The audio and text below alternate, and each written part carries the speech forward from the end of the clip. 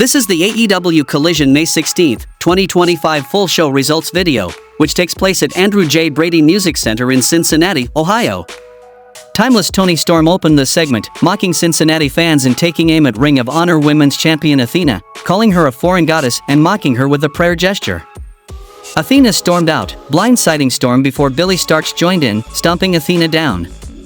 Athena fired back verbally, calling Storm a fraud who hides behind innuendo and questioning why she's AEW's top star.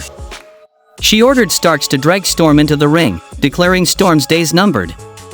From the ramp, Athena mocked Storm further, demanding her spotlight and telling fans to shut up. Just as the attack escalated, Mina Shirakawa ran out to Storm's aid. Storm dropped Starks in the ring, shared a kiss with Mina, while Athena backed off. The next match happened between Death Riders vs Jetspeed. Before the bell, Jetspeed dove over the ropes to attack Moxley and Yuta on the floor.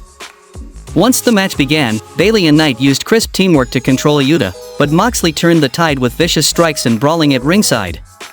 The Death Riders isolated Knight, punishing him with double teams until Bayley fired back with high-flying offense. The match escalated into a chaotic brawl with all four men trading near falls. Knight and Bayley nearly scored the win after a series of double-team moves on Yuta, but Marina Shaffer distracted the referee. Yuta took advantage with a low blow on Knight, securing the pinfall.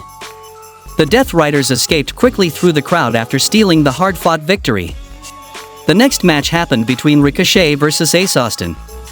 Ricochet and Ace clashed in a fast-paced battle, with Ace gaining early momentum through quick counters and strikes.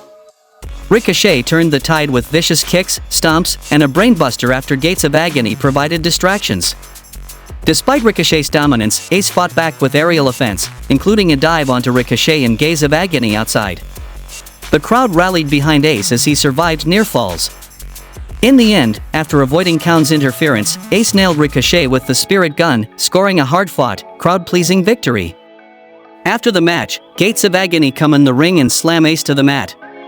We go backstage with Renee Paquette, talking to the Hurt Syndicate. MVP says he doesn't care who wins the tag team tournament. Renee then asks about the drama with MJF, then MVP says there is no drama, it's just drama the idiots on the internet drum up. We now go backstage again with Renee Paquette talking to Kyle O'Reilly and Roderick Strong backstage. Hologram and Tomohiro Ishii then come in. Kyle says they will be getting back into their winning ways. Roderick Strong tells Kyle Fletcher that until he gets his hands on him, everyone will pay. Kyle then says that after they win, he and Hologram will go out and celebrate. The next match happened between Paragon vs Blake Christian and Lee Johnson. Strong and Blake start with chops before Lee tags in, but gets taken down. O'Reilly suplexes Blake, then targets his arm until Blake counters. Strong returns, and he and O'Reilly double-team Lee. Blake saves Lee, then dives over the ropes to drop Strong. Blake and Lee double-team O'Reilly, but Kyle fights back. Lee and Kyle trade strikes before falling down. Blake re-enters but is met with Strong's backbreaker, dropkick, and a big knee to Lee. Kyle delivers a vicious knee to Blake in the corner. Strong crushes Blake with another knee before tagging Kyle, who hits one final knee strike for the win. After the match, Tomohiro Ishii and Hologram hit the ring to celebrate, as Strong leaves the ring. Backstage, Bandito was found down after an FTR attack, but Brody King storms in, taking out FTR and Big Stoke. The fight spills to the ring, where Stoke distracts King and blinds him with powder. FTR hit King with a shatter machine, then mockingly placed Bandito's mask on Stoke, who declares FTR deserves the top spot. We then go backstage with Skyflight, and they say challenge Don Callis to pick the match, singles, or trios. Lella Gray then swears, but it's bleeped out. Christopher Daniels tells her that every time she swears, it's $5. Then we saw a $100,000 four-way match between Chris Statlander vs Julia Hart vs Penelope Ford vs Anna Jay. The match begins with Statlander and Anna Jay taking control over Ford and Hart. Statlander hits Jay with a dropkick before Hart interrupts with high-flying offense. Ford and Hart double-team Statlander, but Anna regains momentum with heel kicks and leg lariats. Ford lands a poison Rana on Statlander, followed by Hart's lariat. Chaos unfolds as near falls and missed aerial attacks fuel the action, drawing a "This is awesome" chant. Anna nearly secures victory, but Ford breaks the pin.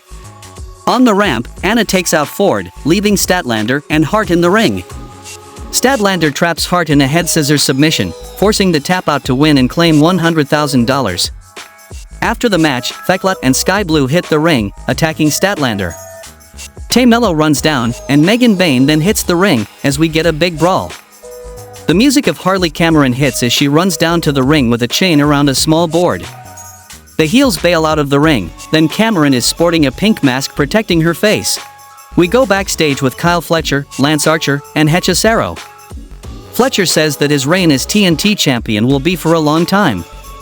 Archer then says that Skyflight needs to keep the Don Callis family out of their mouths, accepting the challenge, and Fletcher says they love Don. Back from the break, Renee Paquette interviews Chris Statlander about her prize money, but Harley Cameron interrupts. The Death Riders then arrive, praising Statlander for her impressive performance and congratulating her on the victory. The next match happened between Juice Robinson versus Brian Keith. The match begins with Keith and Juice locking up, with Juice gaining control after a headlock takedown and hip toss. Keith fights back, but Juice dominates with strikes and a leg lariat. Outside, Gunn brawls with Bill. Back inside, Juice delivers a spinebuster and finishes Keith with an underhook facebuster, securing the pinfall victory.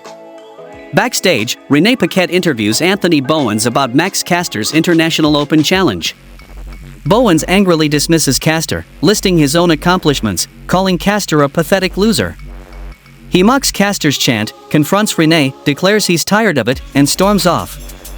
In the main event of the show, we saw a match between Nigel McGuinness versus Daniel Garcia versus Hechicero versus Lee Moriarty, and the winner challenges Zack Sabre Jr. for the IWGP World Heavyweight title at Forbidden Door.